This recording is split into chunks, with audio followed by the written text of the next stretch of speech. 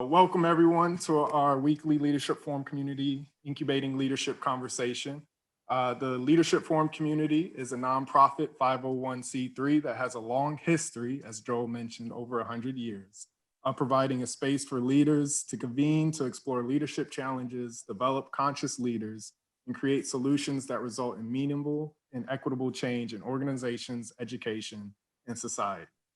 Part of what we offer in our programming is hosting currently weekly incubating leadership conversations as we lead up to our annual summit here in mid-July.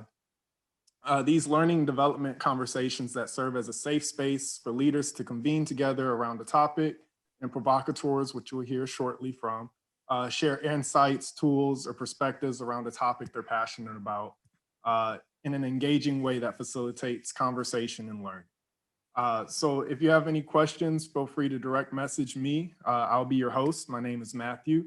And we can, if you want, feel free to shoot over your email and we'll make sure you get included in future Leadership Forum communications. So with that, I'll pass it over to Poe so she can introduce our provocateur for today. Thank you, Matt. Welcome, everyone. Welcome back to, for those of you who have been joining us, and a special welcome to those of you who might be joining us for the very first time today. My name is Poe Chu, and I have been part of the Leadership Forum community since 2017.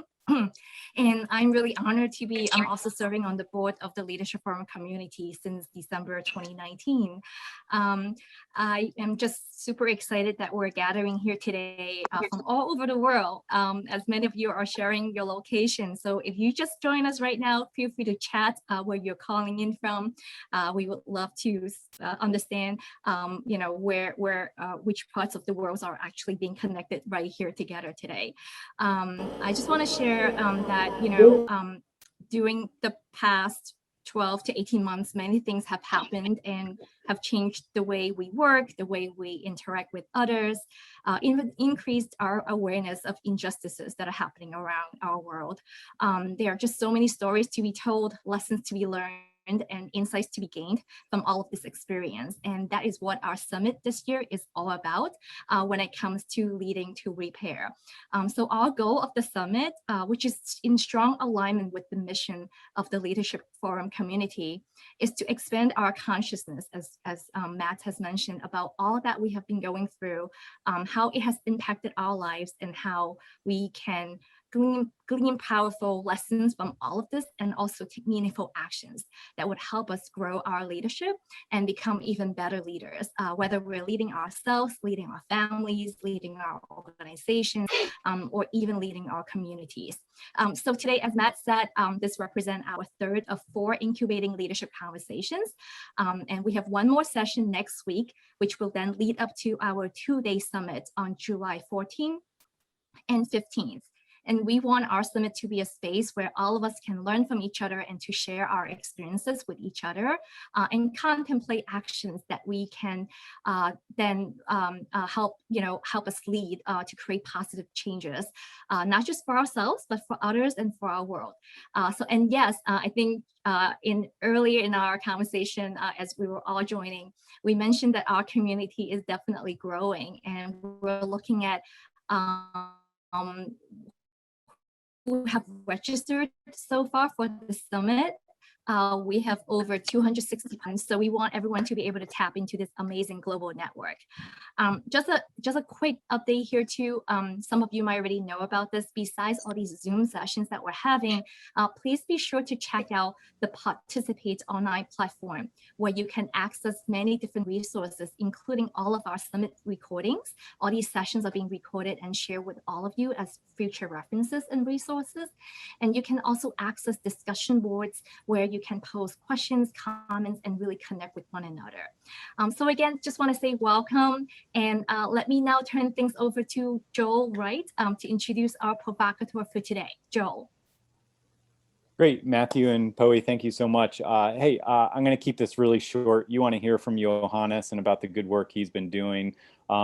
Johannes has become a really good friend over the last couple of years. He and a number of people in Ethiopia are doing work related to elections, and they received a very large grant, actually, to think about doing leadership as a lever to help address the challenges that come about in Ethiopia. And so they just had an election, a lot of work is ongoing, but he and Stedman, who head up Go Innovation, all come out of rich relationships from the Center for Creative Leadership, where many of us worked.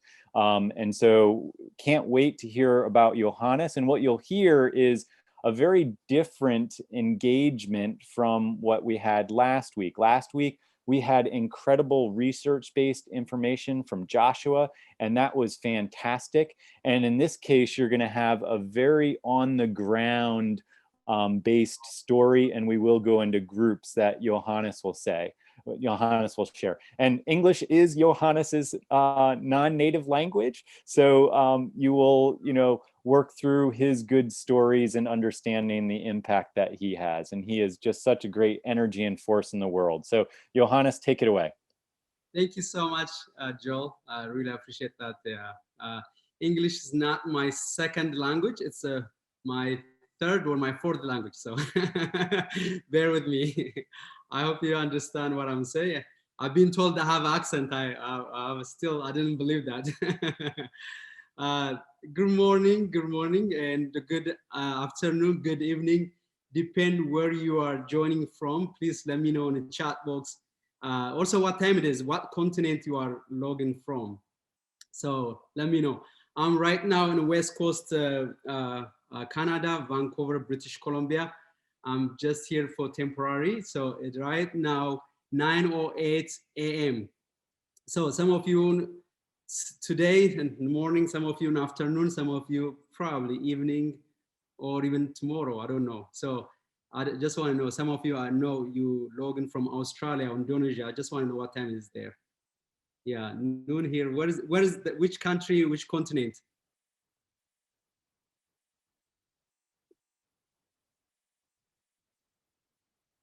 Okay, I can see you. Yeah, does anybody have, oh, South Africa, okay. Wow. Okay, I'm sharing my screen here. And can anybody see my screen? Yep. Yes. I just want to go to the better. Awesome. So It looks great. Okay, welcome. Also, I saw some people from East Africa, Kenya. So karibuni, jambo kabisa. I'm also speaking Swahili, so that's African language. Welcome again. Today we're gonna see, does leadership training could influence and the positive outcome, peaceful election. So that's what we're gonna take a look. And my name is Johannes Yadanye. I'm the father of 3 beautiful girls and husband of 1 beautiful wife. And I've been born Ethiopia, later on moved to Canada. And I'm able to meet an university playing soccer or football, depending which country you are. And I'm able to meet my wife. Me and my wife, we have 3 beautiful daughters together. And we went to Ethiopia. And almost 9 years ago, we got married, and we've been there 6 years. So the firstborn, Hadassah, second one, Ariala, and the last one, she just turned to 2 months. So she's a queen of the house. She tells us what time to go to bed. And she's just 2 months old, Isabella. So my heart, she stole my heart so much, yeah. So what to expect today? I want you to expect we're gonna learn. Usually when I do a training, just full of in room, I say you're never too old to learn, you're never too young to teach. In fact, none of us are smarter than all of us. So can we come together learning? So I want you to believe something you could learn. That's humble street and humble heart, and just believing like we could learn from one another too. It's not only from me, but here at the platform. And so thank you again for coming. We say welcome. In Ethiopia, we say Nkwan dena metachu. That's a American native language when I'm speaking. So the background would be, about Ethiopia and the challenge, also the opportunity, what Ethiopia presents, and can leadership positively impact election? I want you to find out that. And an example of the simple tool we use out of many tools. We use many tools, but just for sake of the time, I'm going to share only one tools and developed by CCL.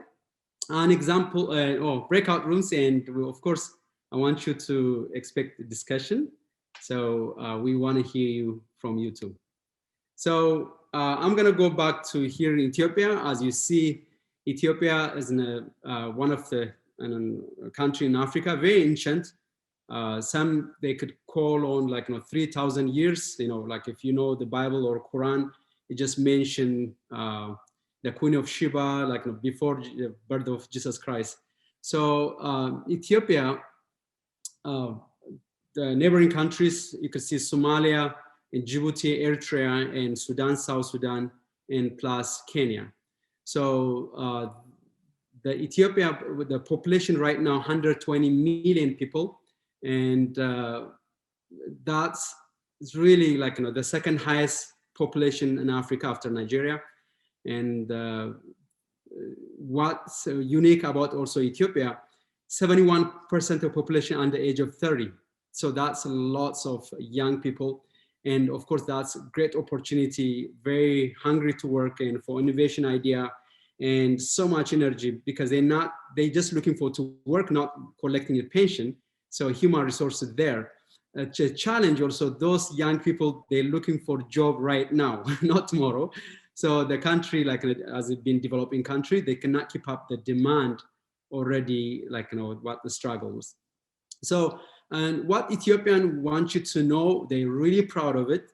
They never been colonized, not by Greek or by Ottomans or by every kind of including to the Europeans.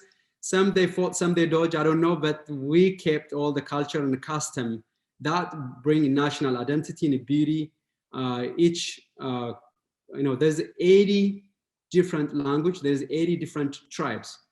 So each tribe or ethnic group, they have their own way dressing and singing and dancing, or the wedding ceremony, the funeral ceremony, every kind of things. It's just so beautiful, vibrant. Even if as Ethiopian, I didn't be all part of. I'd been all part of, but I didn't even heard some of the language even. So that's how dynamic, vibrant it is. So with that, that 30 years ago used to be monarchy. From that, Cold War fallen part, just become communist. Then the new government came 30 years ago. Then they tried to make it more the regional federalism. And most countries, like even in Canada, it's a federalism. But in Ethiopia, it's not based on region, based on ethnic. So the ethnic line. So not every ethnic also been recognized and given region. It's going to be the big or major, or some of them, they brought them together and kept them, call them 52 different ethnic groups, one southern region. So for that, it's really good people to celebrate and brought their individual identity or their ethnic identity, but that brought also division because there's no, there's an invisible boundary between where the region lie. It's not even based on region, based on ethnic, so based on language. So that become after, many years, after 27 years, 30 years, and it become more the, us versus them. Let our language become bigger than anybody else. Let our culture should be, our region should benefit anybody else.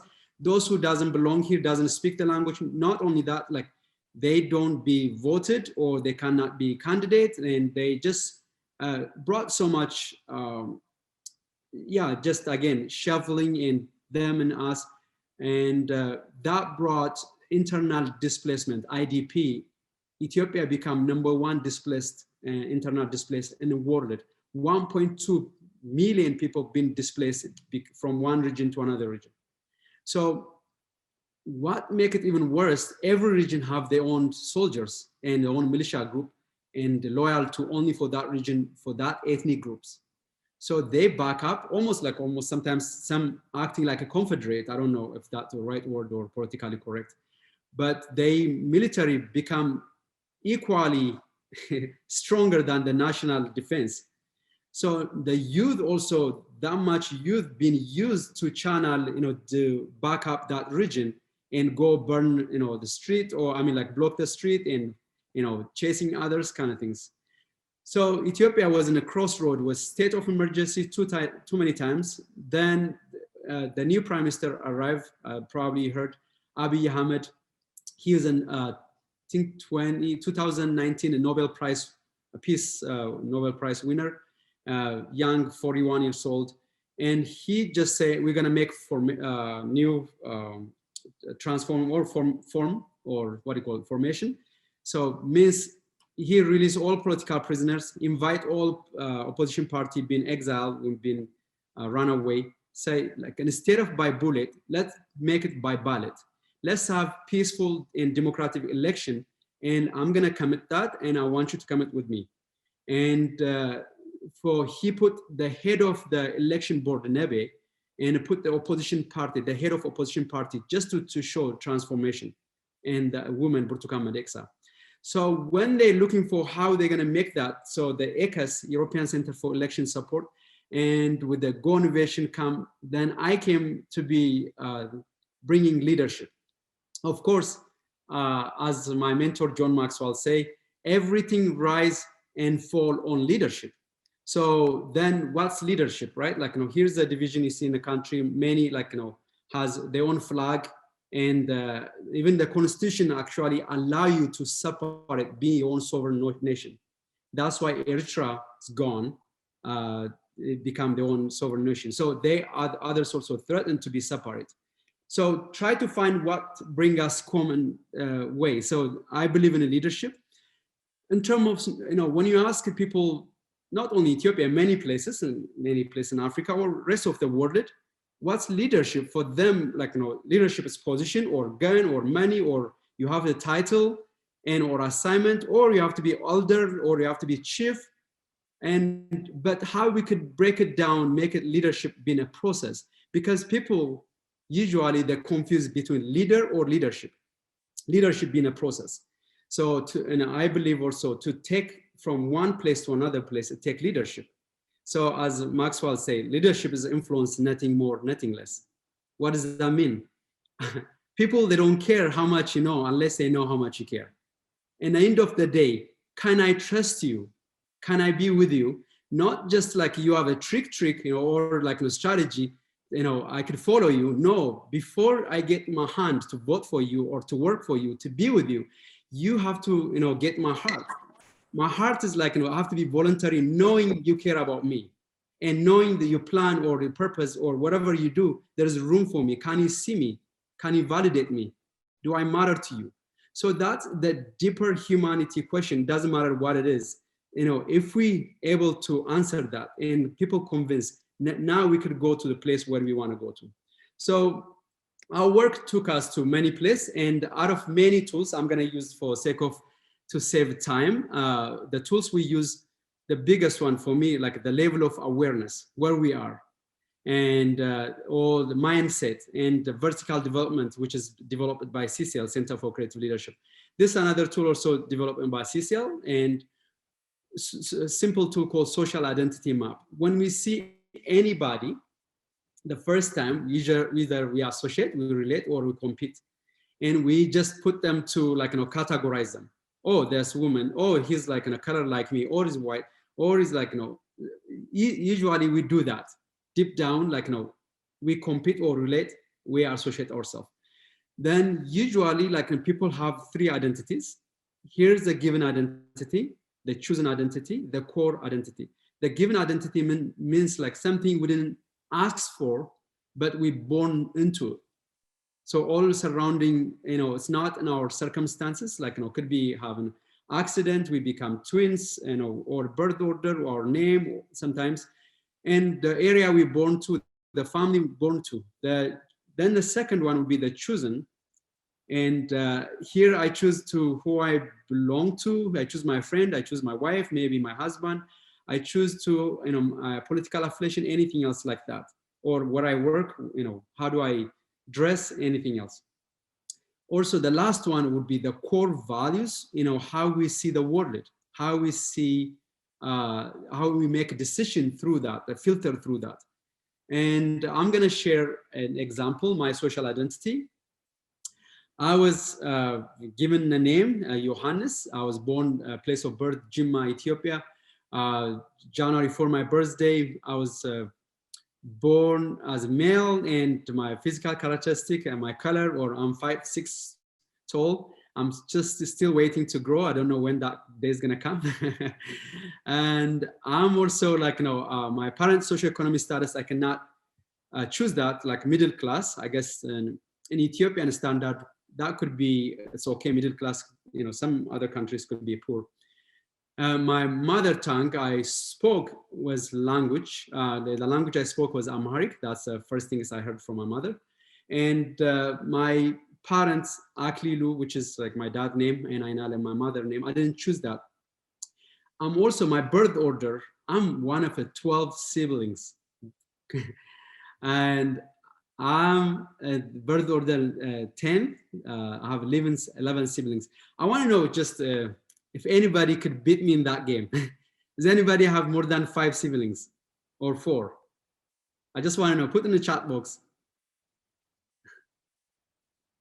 Yeah, I cannot see chat box, but anyhow, so how we use social identity? Maybe Matthew could tell me, how many, if I've been, anybody beat me more than 11 siblings, or have 12. Seems like the highest, we have 2 people at 5.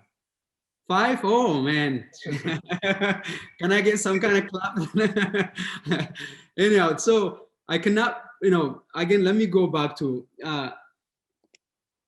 here's the given identity, right? Like, I cannot be proud or ashamed being born as male, or like my color of skin, or the place I born, or the ethnic, like everything what being given to me. I cannot be brag about it, but also I cannot be ashamed of it. If I accept who I am, that means I could accept others for who they are, because they also don't have a choice to be, who they are.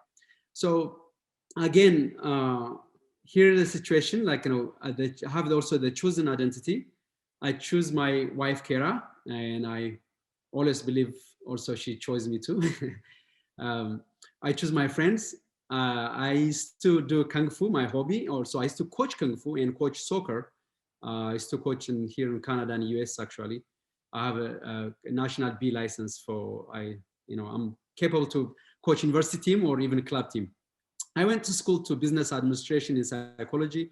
I work for Go Innovation, regional director for Africa, and soccer again as my hobby. I live in my Addis Ababa, Ethiopia right now. It's been 6 years now since we moved. The reason I'm here in Canada right now is with my family, just to have my baby girl. So that's my chosen identity. Here's my core value, my family and faith, equality, and development. That's where most of the time I'm spending time with.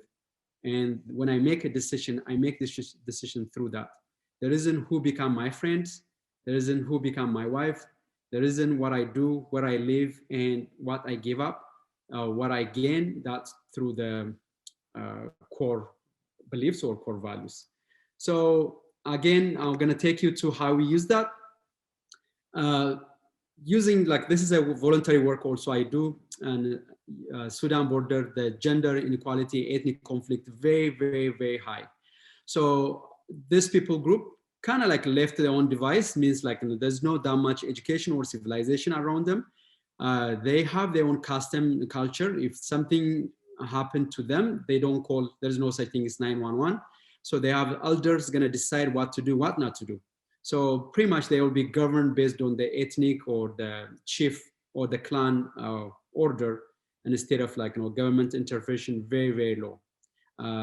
So not all Ethiopia is like this, but this one of things like in my heart and my wife, and we build to work, we use these tools.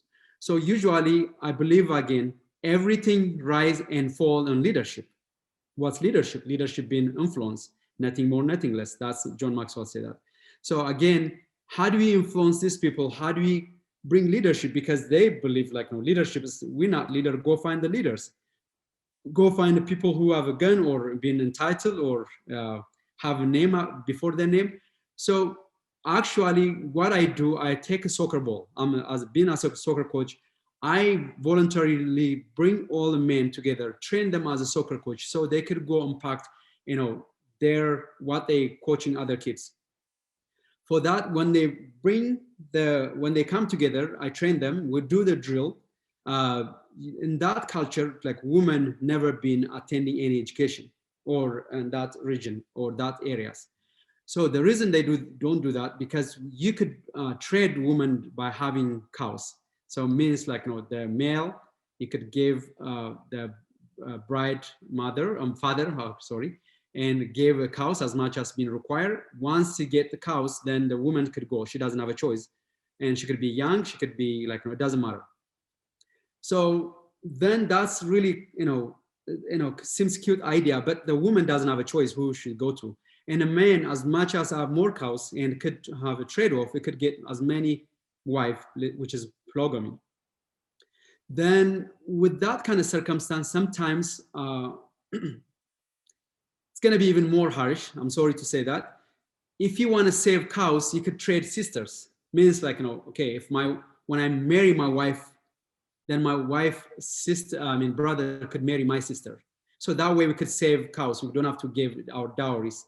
But the idea, what's sad about it, my sister, she could be 6 years old, but still she go to, not the idea like, just for marriage, but the idea like to fetch water, to collect firewood, or to raise children when she's ready to do that. And pretty much like, to be used, since sometimes even they use them to settle the debt. So you don't have a cow to pay for your debt, then you give your daughter, so somebody who took that daughter could trade off. So when they see them less than a cows, then they don't send them to school. And most of them men, even they don't go to school, that region. So how do you tackle believing like, leadership could change? Of course, using a soccer ball, bringing a man and, train them as a soccer coach. Once, if you don't have trust, you cannot speak anybody's life. Trust doesn't come overnight. You have to have a relationship. Relationship doesn't come overnight. You have to have something common, doing together, and gain that trust. So soccer ball is something what we have in common. And despite the ethnic conflict, revenge killing, or religion different, want people to come together as for soccer. So when I do train them, usually like I ask them to do dribble. This is how you coach. So make sure you go through the process. And I ask them to dribble right foot, ask them to dribble left foot or to shoot. They say, oh, we cannot use left foot. Why is that? Because it's bad. I say, who made it bad? Because you never gave a chance. Your left foot is with the right foot's already there. But you just favor ones, trust one, and give another one, no attention or not recognition. Then you don't see value in it. You don't add value in it. Because of that, you say it's bad. But here you are, you cannot live without left foot because you need the left foot to run, to balance, even just to stand on it in order to kick with that right foot. So your left foot, I want you to, that's a teaching moment. This is your women. Here you cannot go anywhere without them. Sometimes I say, raise your arm if you're born from woman. Of course, everybody raises their hand. You cannot advance your community, cannot change anything else without a half of a population. You cannot clap in one hand. There's a Nigerian proverb say, when the right arm washing the left arm, the right arm also being washed. So, in Africa also we say, we take a village to raise a kid. So we have to come together and you need to change your perspective. So they need to be involving like you. They need to learn what you're learning. So they take a challenge. They bring women for first time. So that means men have to cook and fetch water and go collect the firewood. And for the first time, that's taboo or never been done against the culture. They're able to do that. So, a woman could come attend the training. So through that, and we change the perspective. So we share social identity. We don't have PowerPoint or there's no electricity there. We use the bungee cord and hanging in a tree flip chart, or sometimes draw it in the sand. So we use that, again, level of awareness and vertical development, social identity. So it cannot be brag about being born male and or female, just this something given to you. Like, can we find the common ground as a humanity? So, you know, the lesson I think could apply somewhere else. Like sometimes we don't give a chance for this group people. We say like, they're not good enough, or they don't learn, they're not smart, or, you know, they shouldn't deserve it. Or we assume in what our assumption, we wanted that to be true. So we kind of like exclude instead of bringing people together. So through that, again, bringing soccer ball and like using women first time as you see them wearing a skirt, that's what they have, wearing traditional clothes, coming, joining, saying, running for first time for fun. And we use many tools like a husband, wife, as you've seen in the picture, having bouncy ball, and the whole village watching them try to take bouncy ball without dropping it to basket. So when they drop, and you know, they have to start all over again. That's symbolizing life. Equally, we are yoked, and we are with you. So I use even my example. I was one of the 12 I told you. My dad worked for agriculture minister. He'd been in charge, a big position for government. I'm always brag about how to tell my dad work. And every time people ask me my dad work, I just told them Minister of Agriculture, like, you know, just very loud and proud. When people ask me what your mom do, I always kind of like, you know, really kind of like, you know, the low voice, I say like, she doesn't have a job. She don't work. Or I say, you know, she's a housewife. So even though my mom is working from dawn to dusk, she never stopped working, feeding 12 children, washing clothes with the hand. We don't have like, you know, washing machine. You know, we don't have electricity all the time. We don't have running water every time. So just, you know, running household every day from morning to dusk. And because that's how society seen it, that's how I've been programmed to see it.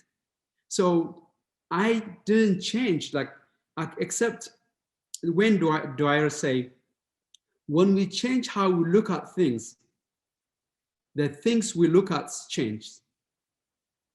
So now I really, my mother is still alive, and I'm so grateful to God. And I really, really, really appreciate her now, because my mom never changed, but I changed my perspective, just understanding raising children and how much, like, you know, it take developing countries. Really, really, of course, we help one another, like the oldest one help the youngest one, but it's still, it's really hard. So as if it's not a job, like, you know, that's how being programmed. My family all around me, people seen it that way, then I'm willing to see it that way. Sorry. So for this community, what we try to do in changing your perspective, the mindset, the paradigm, can we change how we look at things? So the first time they see them, people with value. So that's what change brought, because also those people are voters, right? And oh, let me tell you the amazing things happen. So we give them a challenge for the men also to stand up to be men, actually, and also women just to claim their position because they're contributing. They cannot, if they're not going to school, then the generation cannot change. So even though swimming against the stream is a difficult thing, then they need to do it, because if they don't do it, their children don't do it. So it need to be stopped. So I didn't see that far, but something happened. The woman went to school after the training. The first time 62 women went to school, and mom with the 4 or 5 children together, and grade 1. So the government or the district, that area, they just noticed your tribe in this village, woman doesn't go to school. What happened? Then they told them, you know, because we did training. What kind of training? Like just awareness and mindset here. So can you go to speak other villages, like, you know, the same tribe? Can you speak, like, be inspired them? So the women be selected to go and speak, and just they become agents. So they don't need me anymore, or maybe I could encourage them on the sideline. But again, when we change how we look at things, the things what we look at change. So for that, these people also, you know, can be voters. and so they could continue being aware, even they could be maybe candidates. And so many internal displacement happened that area, but this specific area never been more peaceful than ever. So it's been such a great peaceful. And as a voters, as ethnic conflict, and also gender equality, we could use a simple tool, leadership, but break it down to where they could understand it. So the other one would be inter-religious group. In Ethiopia, 98% of people, they believe in something. Either they are Christian, Muslim, or animist, just they have something belief, and it's not a lot of people atheists there. So the religions leaders and with the active members, then they hold some kind of position and to be a peace ambassador. So when we do the training wasn't for government. The training was for the election board, all for stakeholders, for election board, which is the independent body, for voter education, like for civil society organization, for inter-religious council, and for maybe media and security, and how we can make a peaceful election using leadership. So these people are also they hold some kind of position and they have some kind of power. So can we use that power to, to bring in a peaceful election? So again, we bring this elderly people, we say the same things, none of us smarter than all of us. We come together in a round table, we don't use flip chart, we go to region everywhere. So we brought them to different ethnic background, different chief or the head of the mosque, the head of the church. We ask them instead of judging people based on what given identity, can we find a common identity? Can we find what we have in common? So we ask them to share their social identity and different ethnic group, different religion. Then they will be finding what they have in common. In fact, they say as religions people or head of religion, and either the Quran or could be the Bible talk about treat people the way you like to be treated. We call it that the rule of thumb or the golden rule. And we challenge them, even I challenge them. That's, golden rule. Can you even go to platinum rules? Can you treat people the way they like to be treated? That require, you need to get to know them. You need to understand them instead of your way, and understand their way.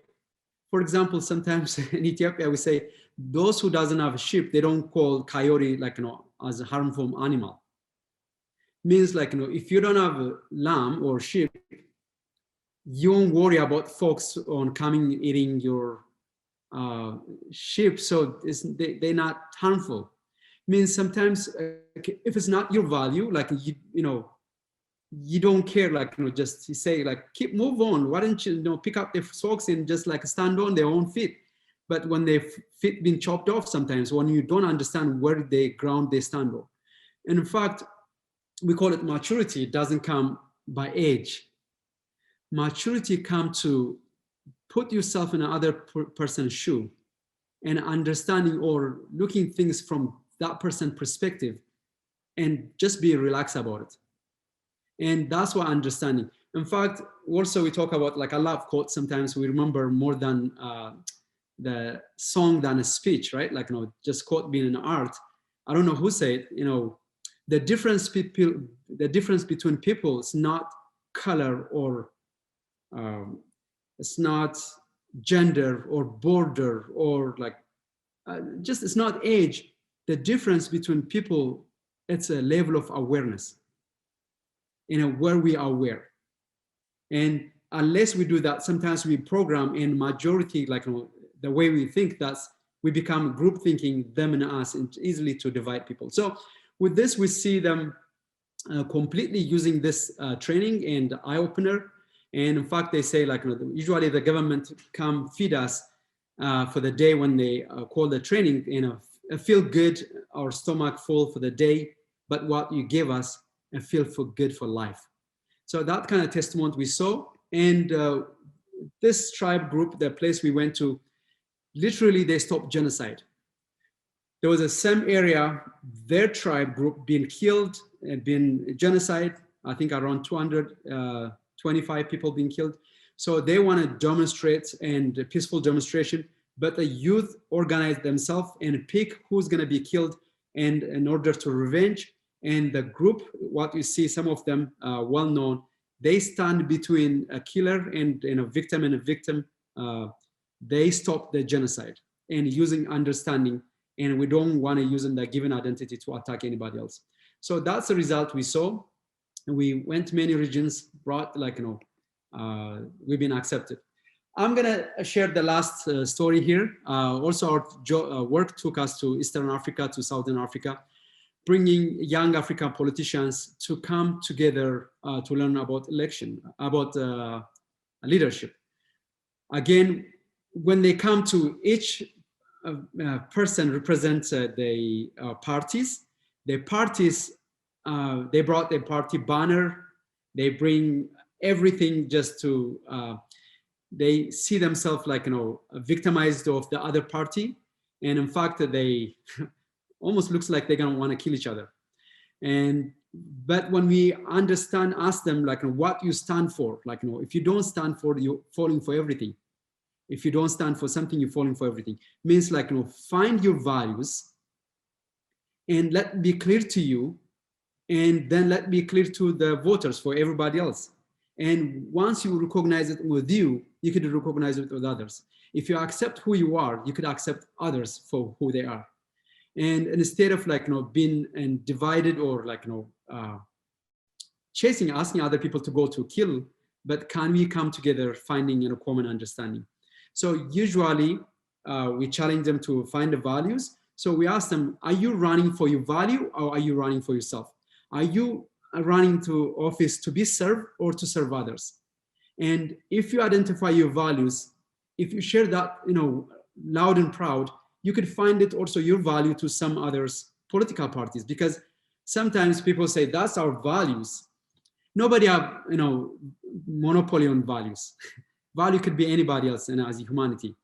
So they really, really come together, understand, joining. For one of the other tools I don't want to talk about here more, but what we say, we share, like we give them, it's called Value Explore. Means many people group, like in a training, we are training like 60 people in a room, then each table, 10 people, they gather, they try to find from 54 top values, while can they select the top 5. First there will be top 20, top 10, finally like the top 5 and top 3 values. Then we compare that. What I'm asking as a country, like as a party, like what we stand for. And usually, even throughout Ethiopia, we find very, very common. People want peace, security, stability, justice. This will come always the top 3s. So without telling them, that group, they do their own thing. This group, they do their own things. When they brought their top values for the nation, usually 98 times the same. So instead of what we have in common, using that dial up more to connect the bridge, usually we do, what we fear. In fact, fear comes from ignorance, right? What we don't know, we don't trust. What we don't trust, we fear. What we fear, we want to destroy. So we just make assumption, then our assumption want to be true because we want to be true. We want to be right. So through this training, we saw, people been advancing, come together and understanding one another. And we know these people, they don't go to war against each other because understood the enemy is not other party or other ethnic group, but the enemy is being ignorance, not knowing. So again, when we change how we look at things, the things we look at change. So that's what we have for you. So sorry, I talked too much. I'm telling you why I talk too much, because I'm one of 12 in my siblings and my family. There's no airtime. You want to say something, you have to jump and say quickly because there's no airtime to give to you. The topic could change, around dinner table 5 times before you want to add say something. So without further ado, please, I'm going to ask you to take 3 minutes, draw your social identity, have pen, pencil, or paper. Just make 3 circles. What's something the given identity, you don't have to say, you didn't say to, or you didn't choose to. So write down 6 to 7 things what the given identity, 6, 7 things a chosen identity, and your beliefs could be 1 or 3 or 4, 5, just core values. And sometimes you would be like, you are twins, that part of your identity. You come from single family or single parent, and just whatever you want to mention to part of your identity. The choice you have, if you want to write your political affiliation, your hobbies, your work, if that's the choice, the education, core values, like sometimes it would be fun, sometimes it would be financial security or recognition or acknowledgement or forgiveness, anything else you think that's the most matter to you, your core values. So when you finish that, we're going to send you to breakout rooms. So Matthew's going to take over. It's going to tell you what to do. So 3 minutes, can we start?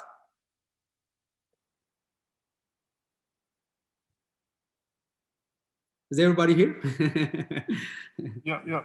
We're taking the 3 minutes now, and then I'll send everyone to breakouts. Okay.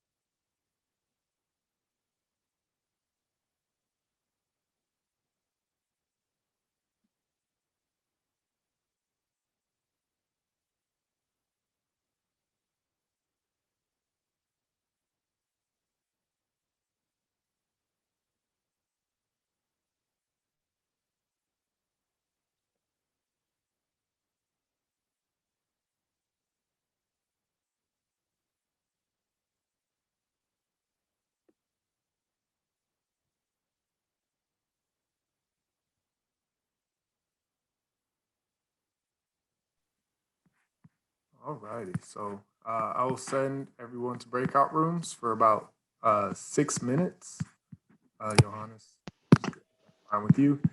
And I've posted the questions in the chat for your reference, everyone. And so from there, we will go ahead and come back and reconvene. So you should see a message that says join breakout room here shortly.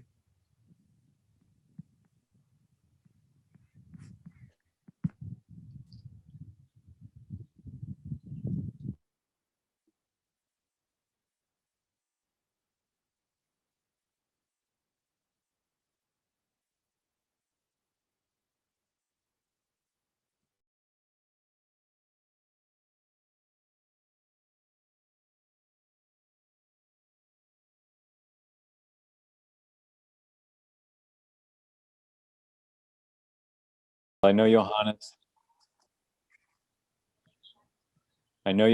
is pulling up his slides. So one thing I want to add in here while Johannes is getting ready is some of these tools that Johannes is sharing about were developed as a part of this group at CCL, and they were really around the idea of leadership essentials, something that is simple and easy as something you could draw in the dirt with a stick.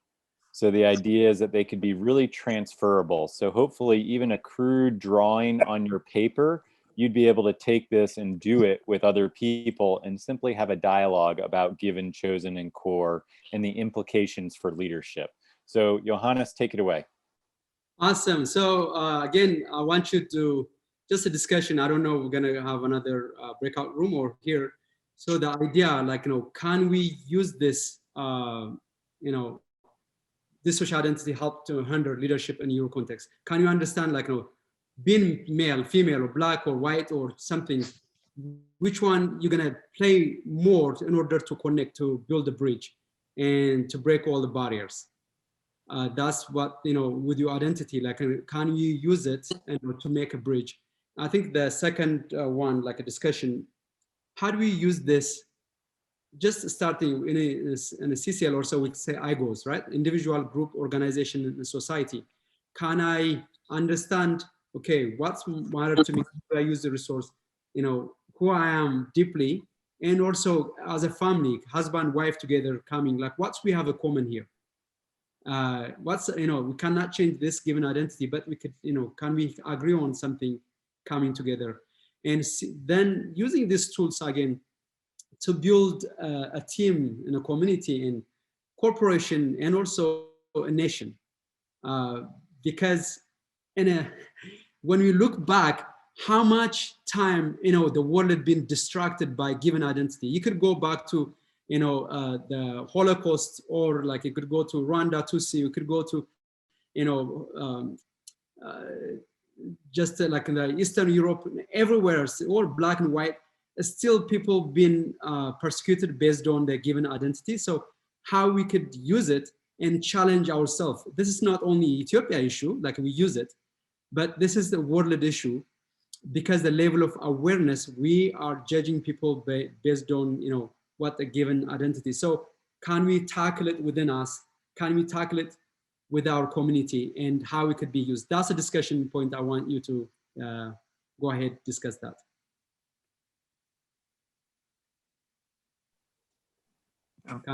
You jump in and unmute yourself if anyone wants to chime in.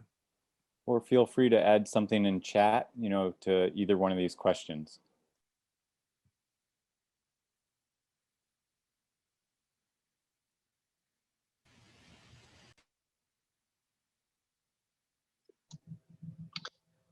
So I'll just jump in on the social identity question. I think social identity gets in the way because we get so ingrained in our own social identity that we tend to discount other people's social identities and not value them.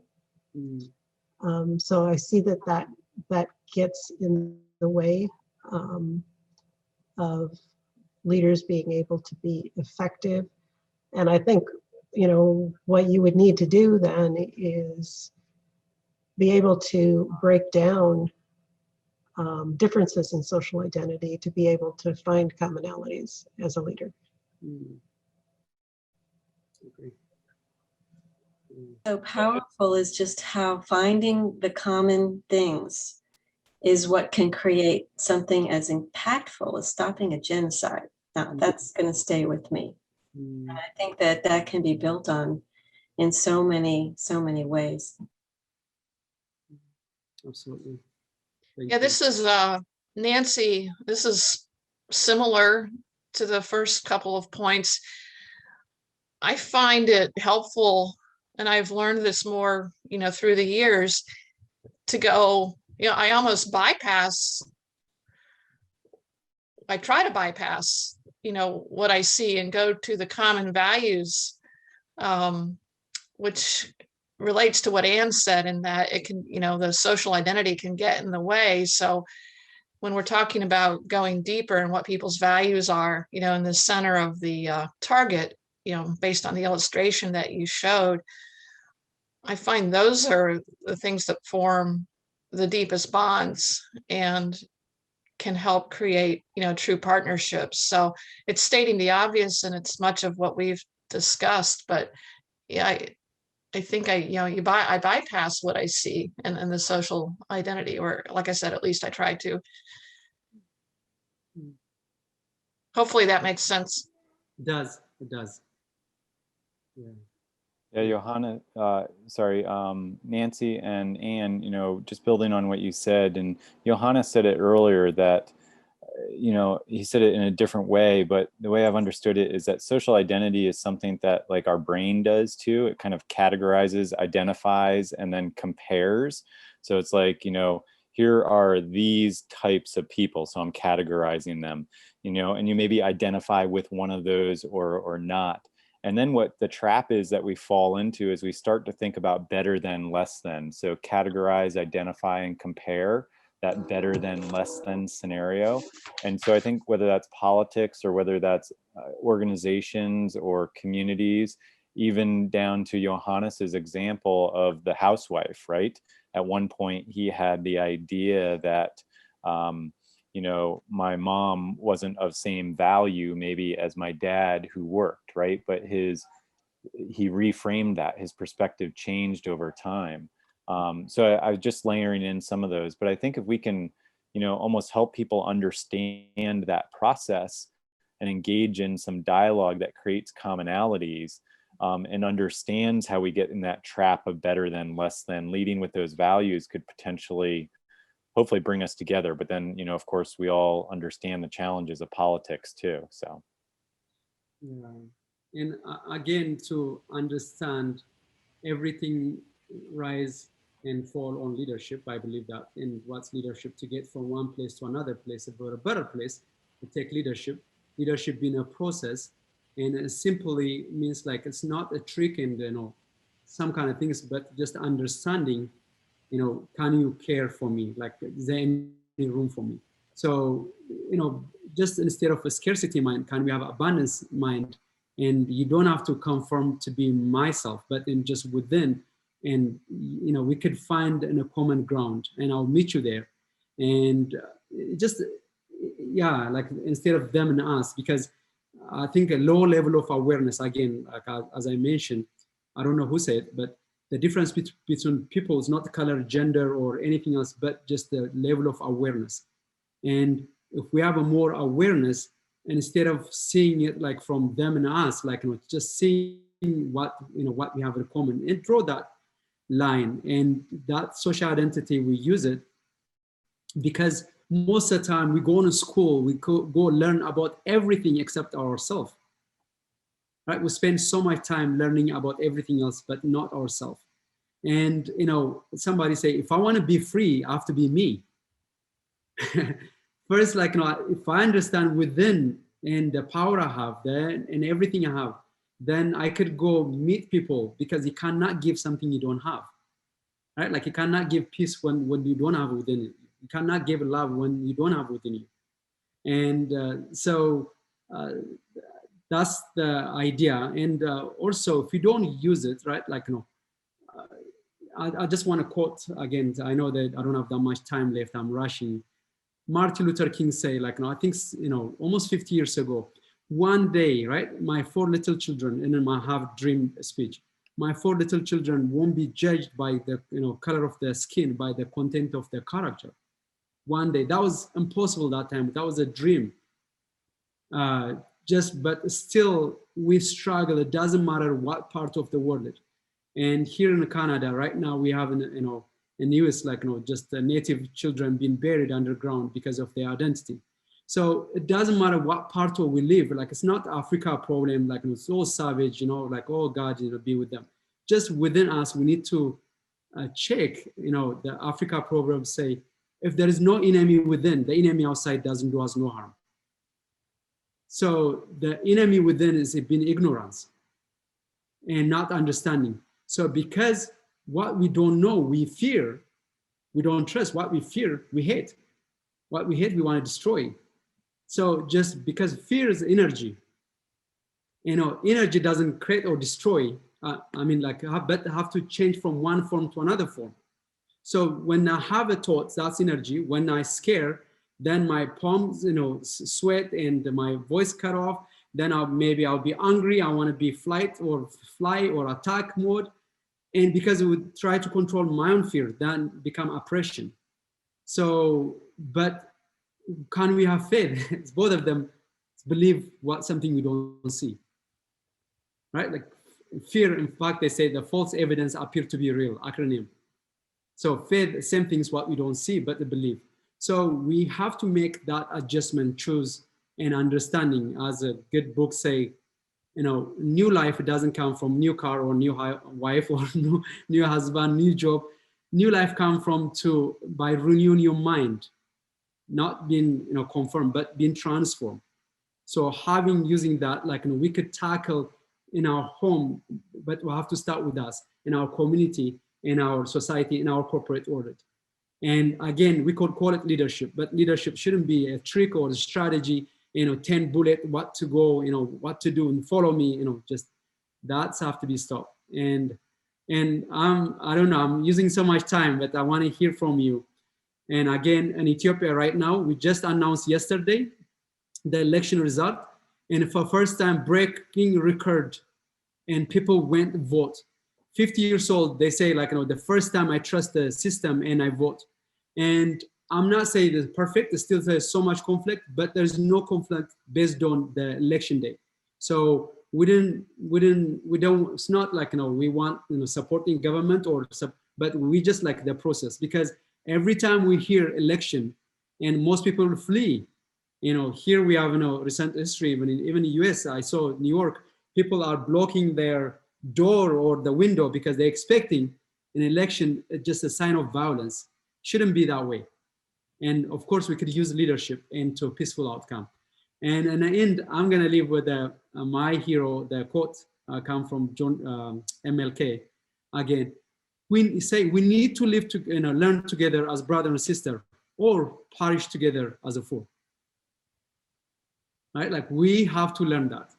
Anyhow, I'm gonna open, if you learn something, I'm gonna share my last screen. I don't know if you see it, here's the contact. And if you stay around, you wanna hear, or if you have more question, I'm gonna be hanging around. I wanna, share more detail. Sorry if I'm being using machine gun to speak, that's what I'm speaking.